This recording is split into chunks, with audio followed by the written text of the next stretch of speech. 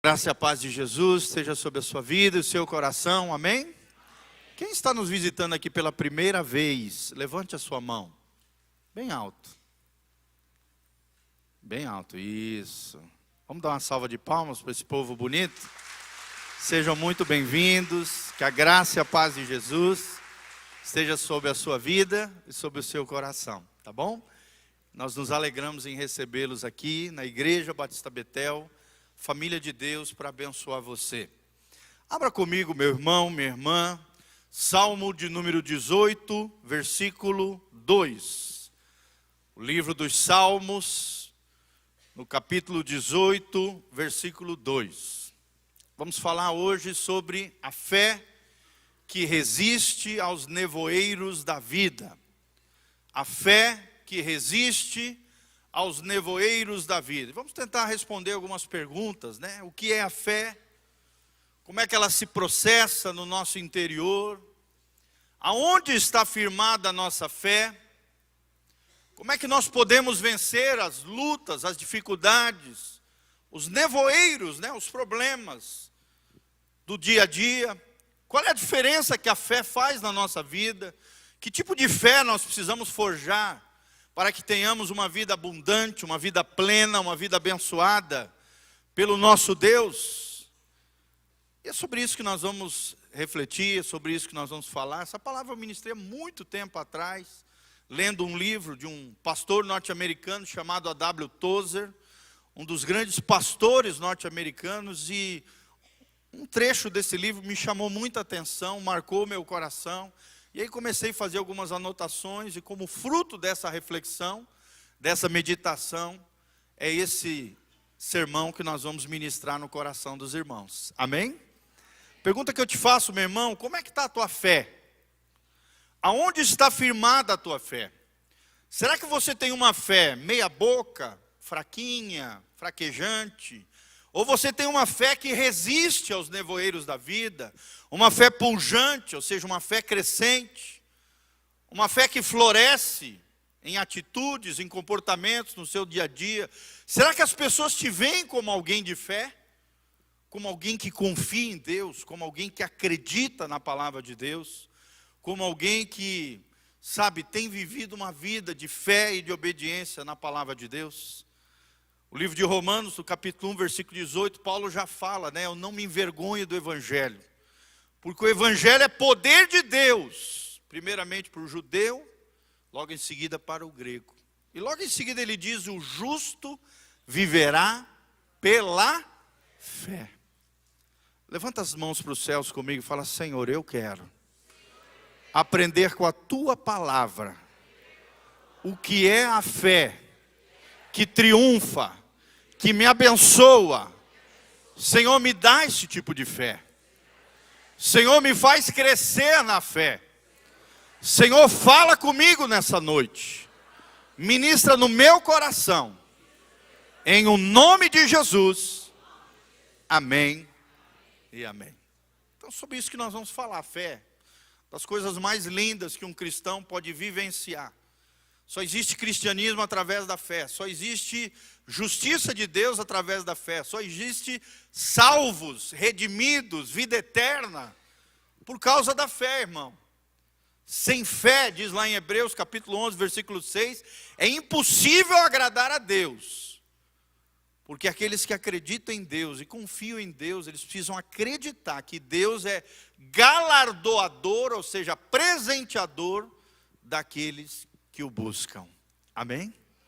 Deus tem presentes maravilhosos, Deus tem bênçãos maravilhosas para a sua vida. Eu não sei aquilo que você está vivendo hoje, enfrentando, padecendo, lutando. Talvez seja esse nevoeiro que nós estamos falando. Mas saiba de uma coisa, queridos, os nevoeiros vão embora. Eles não duram para sempre, né? Quando a gente está dirigindo, geralmente vem aquela neblina, vem aquele nevoeiro, a nossa visão é afetada, o caminho parece mais difícil, mas logo em seguida que passa o nevoeiro, passa aquela neblina, o caminho ele é iluminado novamente, nós podemos seguir adiante, e o que ilumina o nosso caminho é a nossa fé. Glória a Deus. Então vamos ler o Salmo 18, versículo 2. Nós vamos estar projetando aí também. A palavra de Deus diz: o Senhor é o meu rochedo e o meu lugar forte e o meu libertador, o meu Deus, a minha fortaleza, em quem confio. Aqui está a fé. Em quem confio. Você confia em quem? Em Deus. A minha fortaleza, em quem confio, o meu escudo, a força da minha salvação e o meu alto refúgio. Olha que coisa tremenda, gente. Olha o que é uma fé inabalável. Olha o que é uma fé que resiste aos nevoeiros de incredulidade. Vocês sabem, né, que o salmista aqui passou por muitas aflições ao longo da sua vida, mas de todas elas o Senhor o livrou, o Senhor o fez vencedor, mesmo diante das dificuldades, das lutas. O Senhor é o nosso rochedo. Rochedo aqui, o primeiro símbolo que nós vemos nas Escrituras, é aquela rocha, aquela pedra, que nos faz ter uma vida estável, uma vida segura, uma vida confiante. Quando você constrói algo sobre a rocha, a tua casa é sólida, a tua vida é sólida. Seja vida profissional, vida afetiva, qualquer tipo, qualquer esfera da tua existência. Irmão, se a nossa vida estiver sobre a rocha eterna, que é Jesus, o nosso Senhor, o Deus da Bíblia, o Senhor Criador dos céus e da terra, nós teremos, como diz aqui logo em seguida, um lugar forte, um lugar seguro, um lugar abençoado para viver. A Bíblia continua dizendo aqui no Salmo que Ele é nosso libertador. Eu não sei aquilo que você está vivendo, talvez preso na alma, algo preso no seu coração, algum grilhão de pecado, algum vício, alguma compulsão, alguma dor, algum sentimento angustiante na sua vida, querido. Deus é o seu libertador. Amém? A Bíblia diz isso lá em João capítulo 8, e conhecereis a verdade, e a verdade vos libertará. Se nós conhecemos o Senhor Jesus, diz a Bíblia na continuação, verdadeiramente seremos livres. Foi para a liberdade que Cristo nos libertou, também diz o apóstolo Paulo.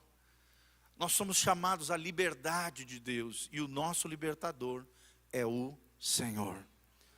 Talvez tenha algo que te aprisione, algo que se tornou o seu Senhor, né? Tem gente que é mandada pelo dinheiro, que é dominada pelo dinheiro. Tem gente que é dominada pelo poder. É o que a gente chama de idolatria pelo poder, sedução pelo poder. Tem gente que é assim. Ou então tomado e dominado pelo orgulho. Isso vai estabelecendo grilhões dentro da pessoa. A pessoa às vezes nem se percebe, mas ela é tomada por aquela arrogância, aquela soberba, aquele sentimento de altivez, que não precisa de nada, que ele é bonzão, que ela é boa demais. Não, irmão, nós não somos nada, Deus é tudo. Amém? Se temos valor é porque Deus nos deu valor, porque Deus nos ama, porque Deus colocou algo precioso dentro de nós, e esse algo é o Espírito Santo de Deus. Na continuação ele diz, Ele é minha fortaleza. Vocês sabem que na antiguidade, né, as pessoas sofriam demais, saques, sofriam de exércitos inimigos que vinham. Então o lugar mais seguro para aquelas populações antigas era o quê? Na fortaleza, que era geralmente um lugar alto, em cima da montanha. Tem até hoje lá na Europa, tu vai nos lugares, os castelos são tudo nos lugares altos. Não são nas planícies, são nos lugares altos. E as pessoas se refugiavam nesses lugares, nessas fortalezas. Em Israel ainda tem hoje, né, a fortaleza de Massada. É uma fortaleza lá em cima, que demorou anos para os romanos dominar, porque era um lugar alto, era um lugar seguro, guardado ali. O Senhor é o nosso lugar seguro, amém? Nele nós somos guardados. Com Deus o nosso coração é guardado das mazelas dessa vida, das ofensas, das injustiças sofridas. Com o Senhor nós podemos confiar. Confie em Deus, querido. Creia no Senhor Deus. Continuando ele diz, Ele é meu escudo. Escudo é uma arma de proteção. É uma arma de ataque, mas é mais para proteger você. É Deus quem nos protege. É Deus quem nos guarda. Quantos aqui já tiveram algum livramento de morte, que você entende que foi Deus que te livrou da morte? Levanta a mão aqui. Olha só que coisa linda. Eu, pelo menos umas 5, 6 vezes, escapei da morte, gente. Barco que virou, telhado que ia cair, árvore que quebrou. Vocês não imaginam, gente. Uma vez, né, eu estava surfando no meio da praia lá, de repente, eu levei um caixote, né, uma onda que caiu na minha cabeça. Eu fui rolando até lá na praia, quase morri afogado. Tenho certeza que foi Deus que me livrou. Eu praticamente desmaiei com aquela onda. Fui fazer uma loucura lá, né, molecão. Fui tentar surfar lá numa onda enorme, tinha quase 3 metros. Tinha acho que uns 14, 15 anos, aquela onda caiu bem na minha cabeça. A hora que caiu, eu meio que desmaiei, fui rolando. Eu tenho certeza que foi Deus que me levou até na areia. Amém, queridos? Deus é o nosso escudo. Deus é aquele que nos protege. A sua hora de morte só vai chegar no momento que Deus determinou para a tua vida. Porque até o número de dias que você vai viver, Deus sabe, todos eles estão escritos no livro de Deus. Amém? Então nós precisamos crer nisso. Está lá no Salmo 139. A Bíblia fala sobre isso. Deus é a força da minha salvação e Ele é meu alto refúgio, o meu lugar alto, a minha fortaleza, como nós já falamos. Então, que tipo de fé nós precisamos estabelecer na nossa vida? Ou seja, Deus vai estabelecer na nossa vida. Como é que nós temos que viver para termos esse tipo de fé? Fé triunfante, fé que resiste aos nevoeiros da incredulidade, uma fé pujante, uma fé triunfante que te faz mais do que vencedor. Em primeiro lugar, querido, que o autor desse livro, e que me impactou muito, ele diz é que nós precisamos ter uma fé como uma criança. Fala comigo, fé como uma criança. E aqui a figura que o autor trazia é a relação de uma criança pequena com o seu pai. Por exemplo, quando uma criança está na beira de uma piscina, e o pai abre as mãos e fala, filho, pula. O que acontece? O que o filho faz? Ele pula. Eu me lembro quando o Miguelzinho, meu filho pequeno, estava aprendendo a nadar, né? A gente estava lá num lugarzinho tirando férias, e aí eu fiz isso, eu peguei, estiquei a mão, uns 2 metros assim da beirada, falei, eu estava querendo já intencionalmente ensinar ele a nadar. Falei, filho, pula. Aí ele pulou, puf, na piscina, e começou lá a se bater todo. Aí eu falei, vem com o pai, vem. E ia andando para trás, ele ali, pá. Quando eu vi, ele atravessou a piscina até a metade, gente. Olha que coisa linda. Então, assim que nós temos que viver, querido, nós temos que nos jogar nos braços do Pai. Quando Deus dá um comando, quando Deus fala com você, quando a Bíblia manda você fazer algo, você precisa pular como uma criança que confia nos braços do Pai. Nós precisamos ter esse tipo de fé como uma criança. O Pai fala, ela obedece. O Pai fala, ela se joga nos braços, ela confia, ela sabe que o Pai quer o melhor para ela. E naquele dia o Miguelzinho aprendeu a nadar, gente. E aí começou a atravessar a piscina inteira. Depois fez aula de natação, né? Hoje nada muito bem, todos os meus filhos, graças a Deus. Mas assim, amados, tem que aprender se jogando nos braços do Pai, na confiança com Deus. Será que você tem se jogado nos braços do Pai?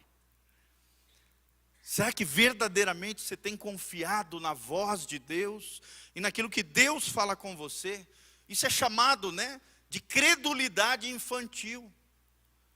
Uma fé simples, uma fé que confia, uma fé que acredita, confia piamente, totalmente na voz do Pai. E se joga nos braços do Pai. Fala comigo, eu preciso ter uma fé como uma criança. Isso é chamado de credulidade infantil. Não é à toa que Jesus falou, né? Vinde a mim as criancinhas, porque delas é o reino dos céus. Eles queriam impedir, né? Como se as crianças fossem inferiores, pessoas de segunda classe. Jesus falou, não, deixam vir, porque delas é o céu. Nós precisamos ter o coração como uma criança, um coração singelo, um coração simples, um coração que não cria impedimentos, um coração que não tem frescura com Deus. Um coração que confia plenamente no Senhor. Amém? Às vezes parece que a gente esquece que nós temos um Pai celestial amoroso, que vai suprir das nossas necessidades. Filho não se preocupa com boleto para pagar, com conta para pagar. Ô tempo bom, né, irmãos? Sim ou não? Sua preocupação era dormir, comer e estudar. Que tempo maravilhoso. Agora, hoje não, nós amadurecemos, crescemos, hoje temos que prover as necessidades dos nossos filhos, da nossa família, tem um monte de responsabilidades, um monte de boleto para pagar e conta para lá e para cá, sim ou não? É. Como era bom ser criança. Eu não estou falando aqui de maturidade espiritual, tá, gente? Maturidade, é claro, nós temos que crescer, nós temos que nos tornar adultos espiritualmente falando. Estou falando de fé, estou falando de simplicidade de coração, estou falando de confiança plena no nosso Papai Celestial, no nosso Deus maravilhoso que supre as nossas necessidades. Parece que às vezes a gente esquece disso, parece que às vezes a gente é tomado por um medo sem necessidade, por ansiedades crônicas, por medos, por fobias. Meu irmão, você serve a um Deus que prometeu, olha o que diz Filipenses 4,19, e o meu Deus, segundo a sua riqueza em glória, há de suprir em Cristo Jesus cada uma das vossas necessidades. Amém? Deus não promete suprir os teus desejos, mas promete suprir as tuas necessidades. Você está me entendendo? Existe uma diferença entre desejo e necessidade. A gente aprende isso até no curso de finanças, né? Quando a gente vai fazer uma decisão financeira, isso é um desejo ou é uma necessidade? E o mais importante é discernir quando realmente é necessidade. Desejo pode ser adiado, necessidade é necessidade. Amém? Deus promete suprir cada uma das vossas necessidades, diz o Senhor na sua palavra, Filipenses 4,19. Então, nós temos que agarrar nesses braços de amor de Deus. Nós precisamos confiar nele, amém? Nós precisamos criar uma expectativa espiritual de resposta às nossas orações.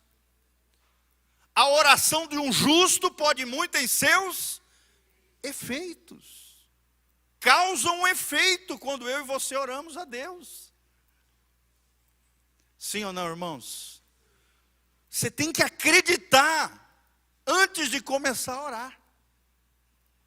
E a tua fé vai crescer quanto mais você orar. A gente até ensina, né? Às vezes as pessoas perguntam, pastor, mas como é que a gente faz para aprender a orar? Sabe como é que você aprende a orar, querido? Orando. Só se aprende a orar orando. Eu vou te dar uma dica. Você quer orar bem, né? Orar com qualidade, com eficácia? Leia a palavra de Deus. Porque daí fica fácil. Você ora em cima da Bíblia. Você ora as promessas de Deus contidas na palavra. E você vai ver que a oração do justo pode muito em seus efeitos. Mas é necessário criar uma expectativa espiritual. Criar no seu coração essa expectativa de que Deus responde às nossas orações. Quem já teve alguma oração respondida por Deus, levanta a mão aí bem alto. Olha aí que povo lindo. E a Bíblia diz que Deus não faz acepção de pessoas. Ou seja, Deus trata todos de maneira igual. No sentido que Deus ama todos. Todos têm direito a orar a Deus, a clamar por Deus e terem as suas orações respondidas. Se orarem, é claro, conforme a palavra de Deus. Então nós precisamos criar essa expectativa de que Deus responde às nossas orações. Acreditar de todo o coração, querido, como uma criança acredita no seu pai, como uma criança acredita na sua mamãe. Nós precisamos acreditar que o milagre vai acontecer na nossa vida. Que a mão de Deus está operando a nosso favor. Talvez você não saiba, mas quando você está dormindo, irmão, Deus continua trabalhando para você. a seu favor. Agindo Deus, quem impedirá? Às vezes a gente está ali dormindo, por exemplo, eu já contei para os irmãos, vou repetir aqui. Eu já acordei uma vez, no meio da noite assim, eu acordei falando em línguas estranhas, gente. Até eu levei um susto com aquele episódio. E aí eu me lembrei lá de Romanos capítulo 8, que a Bíblia diz que o Espírito Santo intercede por nós com gemidos inexprimíveis. Olha que coisa linda. Amém? Às vezes você está dormindo, mas o Espírito Santo continua orando dentro de você, levando as suas reais necessidades ao coração de Deus. Porque o nosso Deus é assim. Então acredite em Deus, acredite que o milagre vai acontecer na sua vida, que a mão de Deus não está encolhida para você, mas está estendida sobre você. A mão de Deus está trabalhando a nosso favor. Então, nós podemos prever a vitória, nunca a derrota. Estou ensinando isso para um rapaz que eu estou ajudando. Ele tem sempre pensamentos negativos, pensamentos de derrota, parece que nada vai dar certo. Eu falo, cara, você é crente. Esses dias eu preguei sobre isso, vencendo o pessimismo. Para de ter um pensamento pessimista, negativo, derrotista, miserável. Deus é um Deus de vitória. Deus te chama para vencer, irmão. Talvez lá para trás você apanhou na mão do inimigo, comeu o pão que o diabo amassou, mas agora você é crente, você é cristão, você é filho de Deus, você é lavado com o sangue do Cordeiro. Então você pode criar uma expectativa e prever a sua vitória. Porque você nasceu para vencer, irmão. Você nasceu para vencer. Você não nasceu para ser um derrotado, você não nasceu para ser um fracassado. E quando a vitória chegar, meu irmão, comemore a sua vitória. Comemore a sua vitória. Testemunha aqui na frente o que Deus tem feito na tua vida. Né, como a irmã testemunhou, que coisa linda. Nós queremos comemorar junto com você a sua vitória. Mas querido, creia com o seu coração, você nasceu para vencer. Você nasceu para vencer. Se você pudesse ler dentro do seu coração, estaria escrito lá, você nasceu para vencer. Porque você tem Jesus dentro do seu coração, e Jesus é mais do que vencedor. O mais do que vencedor é aquele que está em Cristo. Quando ele entra no campo de batalha, ele já sabe o final da história. Ele já sabe que no final da história ele vai sair mais do que vencedor. Glória a Deus. Outra coisa que nós podemos aprender dentro dessa fé como criança, né, como uma criança, é que Deus escuta seus filhos quando clamam. Está lá no Salmo 103, versículo 13. Deus escuta você quando você clama a Ele. Então está difícil, querido, clame ao Senhor. Para de murmurar, adore a Deus. Oxalá o crente parasse de murmurar e começasse a adorar a Deus. Quando a gente adora, o céu desce sobre a terra. Os anjos sobem e descem como subiam com Jesus, trazendo bênçãos, operando maravilhas, milagres na sua vida. Irmão, pare de reclamar, para de murmurar, começa a adorar. Porque Deus escuta seus filhos quando clamam. Às vezes a gente está aqui no culto, né, de repente uma criança grita lá na salinha das crianças, porque as crianças ninguém segura, né, gente? Por melhor que sejam os professores, o ministério e tal. De repente uma criança chora, o pai escuta de longe, ou a mãe já se levanta e já sabe que é o choro do filho. Sim ou não, irmãos? Sim! Deus é a mesma coisa, querido. Quando você clamar, Ele já vai ouvir e saber que é você. E a Bíblia promete que Ele vai responder às suas orações, se estiverem de acordo com a sua palavra. Tem só esse senão, essa condição. Então, quando nós falamos sobre isso, nós falamos de uma fé inabalável. Essa fé inabalável é uma fé que acredita que o Senhor vai te capacitar. É uma fé que acredita que o Senhor vai te suprir. É uma fé que acredita que o Senhor vai te prover todas as nossas necessidades. Me lembro de uma fase da nossa vida como família, querido. Quando os meus pais meu pai foi transferido para Belém, perdeu o emprego, ficou 1 ano e meio desempregado. Todos nós tivemos que ajudá-lo ali, minha mãe fazendo pão, meus pais vendendo, e nós ali, os 4 filhos, eu não era casado ainda, era novinho, adolescente. Nós ali, todo mundo trabalhando, eu trabalhando também, sustentando a minha casa. Eu me lembro que um dia acabou toda a comida de casa. Imagina, 1 ano e meio desempregado, um pai de família. Acabou toda a comida de casa. E eu me lembro que minha mãe abriu a geladeira, meu irmão, a geladeira parecia um oceano, só água. Você está rindo, mas na época nós choramos. Irmãos, eu me lembro que o meu pai pegou todos nós, os 4 filhos, nos colocou de joelho juntamente com a minha mãe, e nós começamos a orar, orar e orar. Irmão, não deu meia hora, bateu um irmãozinho da igreja na porta e falou: pastor, só que na época meu pai não estava pastoreando, tá? Ele estava trabalhando secularmente. Boa parte da vida dele, nos seus 43 anos de ministério pastoral, ele tinha um trabalho secular e apoiava na igreja indiretamente, como pastor finais de semana. E eu me lembro desse episódio, eu não vou esquecer nunca mais desse episódio, porque foi algo que marcou meu coração, desse Deus que supre, desse Deus que, sabe, que provê todas as coisas, na maior calamidade familiar que nós vivemos naquela época. Eu me lembro que meia hora depois de nós orarmos, querido, bateu um irmãozinho na porta de casa, ele falou assim: pastor, eu vim aqui, na verdade ele não chamou de pastor, chamou de Giovanni, olha, Deus, um fazendeiro da igreja, cara bem abastado, né, bem de vida, ele estava orando lá na casa dele, Deus falou com ele para ele ir no supermercado, ele encheu um carrinho de comida e levou um carrinho cheio de comida para nós. Irmãos, eu fico arrepiado só de lembrar desse fato. Alguns meses atrás eu tive o prazer de conhecer o seu filho.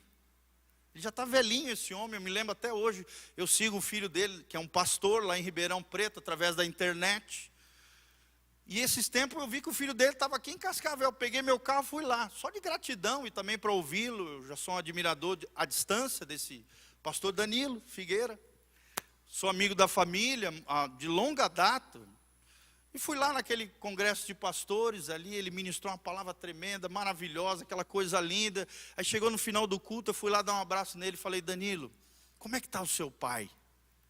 Que era esse senhor que levou a comida para nós, quando nossa geladeira estava só um oceano.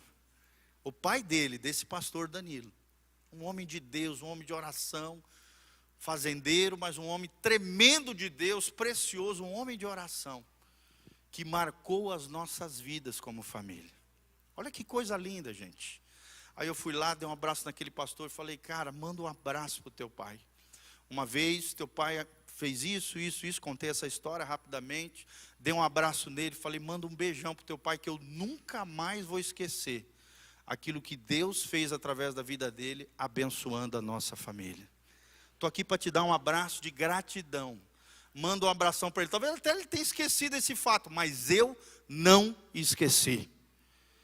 E eu tenho uma dívida de gratidão para o teu pai. Manda um abraço e sabe que eu sempre vou estar orando por ele. Porque ele foi uma bênção na nossa vida, nos momentos mais difíceis que a gente já passou como família. Amém? Deus usa pessoas para nos abençoar. Amém? Talvez você seja um instrumento de Deus para abençoar alguém. Esteja aberto para isso. Ou então Deus vai mandar alguém para te abençoar, irmão. Seja humilde para receber a bênção de Deus através de outras pessoas. Amém? Eu nunca mais esqueci desse episódio. Esse episódio marcou o meu coração de um Deus que usa pessoas para suprir as nossas necessidades. Eu era adolescente, tinha acho que uns 14, 15 anos de idade. Aquilo marcou o meu coração. Isso é uma fé inabalável. De um Senhor que nos capacita, amém? De um Senhor que nos supre. De um Senhor que provê todas as nossas necessidades.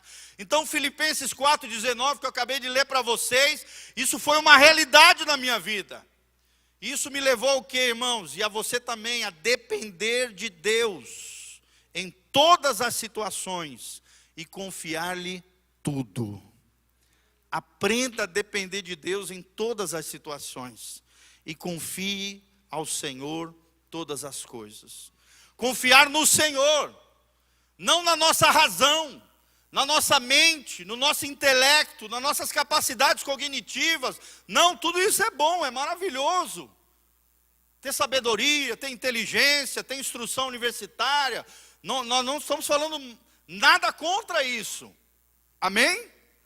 Mas mais importante que isso, querido, é a sua confiança no Senhor. Não adianta você ser um cabeção de conhecimento e o coração vazio de fé. Você pode até ser um cabeção de conhecimento, mas o coraçãozão tem que estar cheio da fé e confiança no Senhor. Então confie no Senhor, não na sua razão, não nas suas forças humanas. A criança confia no pai, confia no seu pai, não confia. Eu me lembro que o Miguel não estava confiando nas suas habilidades de nadador. Ele nem sabia que tinha essas capacidades. Ele pulou naquela piscina e confiava na voz do pai. Vem, filho, vamos. E ele foi nadando ali, cachorrinho, né? Aquele gordinho fofinho. E foi nadando a piscina inteira, gente. Confiando na voz do seu pai. Quantas vezes Deus tem falado com você, querido, e você não tem confiado, você não tem escutado, você não tem aberto os teus ouvidos espirituais para aquilo que Deus quer falar com você. Presta atenção, irmão, fé é a razão em repouso junto a Deus. É quando a nossa mente, a nossa razão descansa em Deus. Fé, vou repetir, é a razão em repouso junto a Deus. Amém? Será que na sua mente você tem descansado no Senhor? Será que nos teus pensamentos você tem pensado nas coisas de Deus? Repouse no Senhor, querido. Para que viver afobado, agoniado? Eu sei que para mim também é um desafio. Eu sou elétrico, eu já acordo pulando da cama já. A minha mulher não, ela é toda devagar, ela vai devagarzinho, pá, tal.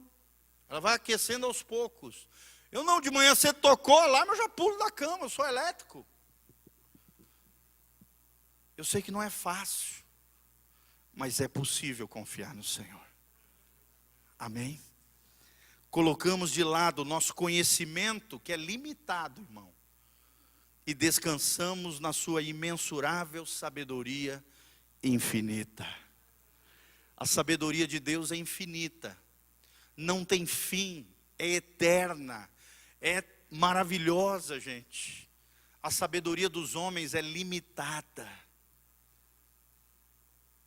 Você, por exemplo, vê aquele Stephen Hawking, né, um dos maiores cérebros desse século que passou. O cara morreu definhando com uma doença degenerativa. Era um cara ultra mega inteligente. Quem viu esse cara? Tem até um filme dele. O cara não acreditava em Deus, acreditava na ciência, né? Era uma mente brilhante. Mas morreu atrofiando, morreu aos poucos, com uma doença degenerativa, não acreditando e não confiando em Deus. E falando mal de Deus. Falando mal de Deus. Tentando destruir a fé nos corações de muita gente.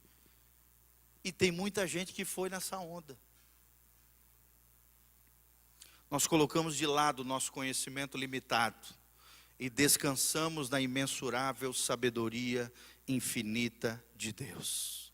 A nossa fé lida com aquilo que Deus diz na sua palavra e não naquilo que pensam os homens. Amém? A nossa fé está na palavra de Deus. A nossa fé tem um fundamento sólido. Estava falando para os meninos ontem, no grupo lá que a gente cuida, de homens lá, comunicação, sexo e dinheiro, ontem à noite, estava falando para eles. Gente, a Bíblia é um livro extraordinário. É um livro que demorou pelo menos 1500 anos para ser escrito. Foram mais de 40 autores diferentes, que viveram em diferentes épocas, em 1500 anos de história. Do ano 1400 antes de Cristo ao ano 95 depois de Cristo. quando se fechou o cânon bíblico, ao final ali do livro de Apocalipse, com João na ilha de Patmos, 1500 anos se passaram, 40 autores diferentes, escreveram 66 livros, 39 no Antigo Testamento, 27 no Novo, um livro que perdura até hoje, o livro mais vendido da história da humanidade, o livro incomparável com qualquer outro livro da literatura humana, é o livro que você tem na sua mão. Agora é possível ter esse livro até no celular. Meu irmão, para de ficar lendo abobrinha, besteira, informação inútil, discutindo política ridícula. Vai ler a Bíblia. Vai fazer algo útil para a tua fé, para a tua vida espiritual. Eu não perco tempo batendo boca com negócio político, batendo boca com negócio de futebol. Vai ler a Bíblia, vai ler bons livros, vai crescer na sua fé. Amém? Fortalece o teu coração com essa fé como uma criança, com essa credulidade infantil, uma fé que confia num Pai celestial amoroso, que não confia numa mente finita, que tem fim, que é limitada, mas confia na sabedoria infinita de Deus. Amém? A Bíblia é um tesouro, irmão. É um tesouro. Às vezes você pega um trecho da Bíblia, você lê 10 vezes, Deus tira 10 aplicações diferentes para a sua vida. É uma verdade só, mas que pode ser aplicada de 10 maneiras diferentes. Por exemplo, se eu, o pastor Rodrigo, o pastor Anderson, o pastor Matias, cada um lê, por exemplo, Efésios capítulo 2, de 1 a 10 ali, cada um vai tirar um sermão diferente. Uma só verdade, mas com várias aplicações diferentes. Amém? Você quer livro mais rico que esse? Várias aplicações, uma só verdade. É a verdade de Deus revelada a nós. A nossa fé lida com o que Deus diz, não com aquilo que pensam os homens. Amém? Para terminar, irmãos, qual é a essência da nossa fé? É o segundo ponto que eu gostaria de destacar. Primeiro, tenha fé como uma criança. Se você quer ter essa fé que resiste aos nevoeiros da vida. Segundo lugar, você precisa saber qual é a essência da sua fé. A essência, a coluna vertebral, sabe, o axioma, a estrutura que sustenta a nossa fé, é voltar-se para as promessas de Deus. Amém? Por exemplo, se você precisa de cura, procure as promessas de Deus relacionadas à cura. Você está passando por uma dificuldade com seus filhos, procura as promessas de Deus para a sua vida com relação aos filhos. Ou qualquer área da vida, irmãos, volte-se para as promessas de Deus. Essa é a essência da nossa fé. Agarre-se nas promessas de Deus. Dizem os especialistas que existem mais de 8.000 promessas de Deus na sua palavra. Alguns dizem até 13.000. Lembre-se do caráter daquele que está por detrás dessas promessas. Um Deus que é bom, um Deus que é justo, um Deus que é perfeito, um Deus que é belo, um Deus que é espírito, um Deus que, sabe, é misericordioso. Lembre-se quem está por detrás das promessas, do caráter daquele que é. Um Deus que é verdadeiro, um Deus que é infalível, um Deus que é imutável, ou seja, não tem sombra de variação, não muda quanto ao seu caráter, quanto à sua essência, um Deus que é confiável. Você pode confiar em Deus. Os pais da terra podem até falhar, porque são humanos, são falhos, sim ou não, irmãos? Mas o Pai Celestial, Ele é perfeito, Ele é imutável, Ele é confiável, Ele é amoroso. Então, irmão, entenda, se você duvida de uma das promessas de Deus, na verdade você está duvidando de todas elas. Não tem esse negócio de picotar a Bíblia, não. Tem gente que picota a Bíblia, só toma da Bíblia aquilo que interessa a ela, o resto joga fora, o resto elimina, o resto não considera a verdade de Deus. Você precisa acreditar em toda a palavra de Deus. Cada promessa lembra o cuidado do Pai Celestial para conosco. Qual é a essência então da fé? As promessas de Deus. Quantos vão se agarrar nas promessas de Deus para a sua vida? Por exemplo, desde pequenininho eu ouvi os meus pais dizendo: eu e a minha casa serviremos ao Senhor. Adivinha se Deus não cumpriu isso na casa dele? Cumpriu. Desde pequenininho ouvindo: eu e a minha casa serviremos ao Senhor. Desde pequenininho, eu me lembro que com 7, 8 anos ele já botava nós de joelho e já mandava a gente orar pelas nossas esposas. Adivinha se Deus não ouviu isso, gente? Deus escuta a oração dos seus filhos. E nós já nos agarrávamos nessa promessa. Eu de Santa Catarina, minha mulher de Belém do Pará, gente. 3.500 quilômetros de distância. Coisa que só Jesus pode fazer, né? Tem gente que pergunta até hoje: mas como é que pode um catarinense casar com uma paraense? Irmão, só Jesus para fazer uma coisa dessa. Só Jesus pode fazer essas coisas. São as coisas maravilhosas de Deus. Então não duvide da capacidade providencial de Deus, amém? Fala para o irmão que está do seu lado: não duvide na capacidade providencial de Deus. A Bíblia diz que Deus não fez penhor, garantia, que Ele não possa, resgatar. Por exemplo, o próprio Espírito Santo é uma garantia de Deus em nós. É o selo da redenção, é a marca dos filhos de Deus. Para quê? Para no dia do arrebatamento da igreja, meu irmão, quem tem o selo, quem tem o penhor de Deus, que é o Espírito Santo, vai subir para o lar celestial que Ele tem preparado para nós. Quantos tem o Espírito Santo aqui? Dá um glória a Deus bem alto. Meu irmão, essa é a garantia de que você é filho de Deus. A Bíblia diz, Romanos 8, todos aqueles que são guiados pelo Espírito Santo, estes são filhos de Deus. É o selo, é a garantia, é o selo autêntico de que você é um filho de Deus legítimo, verdadeiro, autêntico filho de Deus. Deus não fez penhor que não resgatará, e um dia Ele vai te resgatar. Ele vai te levar para o lugar onde Ele está.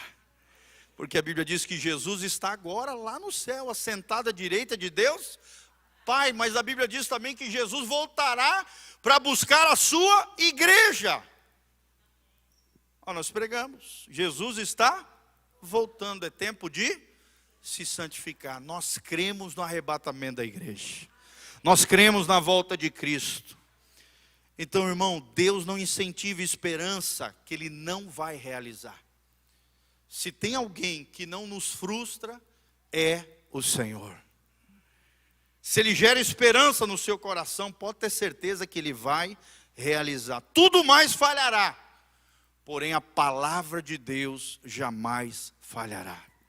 É o que diz Mateus 24, passarão os céus e a terra, mas as minhas palavras, disse Jesus, jamais passarão. Amém? Você crê na palavra de Deus, irmão? Vou só repetir o Salmo 18, 2. O Senhor é o meu rochedo, o Senhor é o meu lugar forte, Ele é o meu libertador, o meu Deus, a minha fortaleza em quem confio, o meu escudo, a minha salvação, o meu alto refúgio. Refugie-se, descanse, seja protegido, tenha o Senhor como a força da sua vida. Fica de pé com o coração cheio de fé, dê a mão para o irmão que está do seu lado, vamos fechar os corredores aqui, vamos orar juntos, pedindo essa fé que resiste aos nevoeiros da vida. Isso, segura na mão, olha que crente bonita aí, olha que filho de Deus maravilhoso, olha como Deus caprichou. Deus só faz filho bonito, amém? Glória a Deus, que coisa maravilhosa. Então feche os seus olhos, começa a orar agora. Fala com Deus agora, fala com o Senhor. Coloca a sua situação diante de Deus agora, querido. Nós cremos em milagres. Agarre-se numa promessa de Deus nessa noite. Creia naquilo que foi pregado nessa noite. O Senhor é a tua fortaleza, o Senhor é o teu refúgio. Confie nele. Ele é o teu escudo, Ele é a força da sua salvação. Pai, nós estamos aqui como filhos de Deus, amados do Senhor Jesus. Pai, que palavra maravilhosa do Salmo 18, Senhor, de Filipenses capítulo 4, 19. Pai, nós cremos nas Escrituras sagradas. Nós cremos nesse livro lindo que é a Bíblia. Pai, nós cremos no Deus da Bíblia, no Deus da palavra, no Deus de promessas, num Deus de milagres, num Deus que envia os anjos dos céus sobre a terra, Pai, a operar milagres e maravilhas nas vidas dos seus filhos. Num Deus que nós clamamos, oramos e Deus responde. Num Deus que nos liberta de todas as mazelas da alma, dos corpos, da vida, toda a sujeira e corrupção dessa terra. Senhor, dá-nos essa fé pujante, dá-nos essa fé que resiste, dá-nos essa fé inabalável, Senhor. Dá-nos essa fé confiante, triunfante de Jesus de Nazaré. Senhor, que possamos crer, possamos confiar, possamos entregar e descansar no Senhor.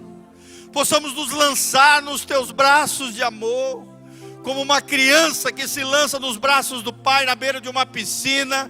Ó Deus, no oceano dessa vida nós nos jogamos nos teus braços de amor. Queremos ouvir a tua voz, queremos seguir, ó Deus, a tua direção. Queremos, ó Deus, a força, a graça, o poder do Senhor operando sobre as nossas vidas.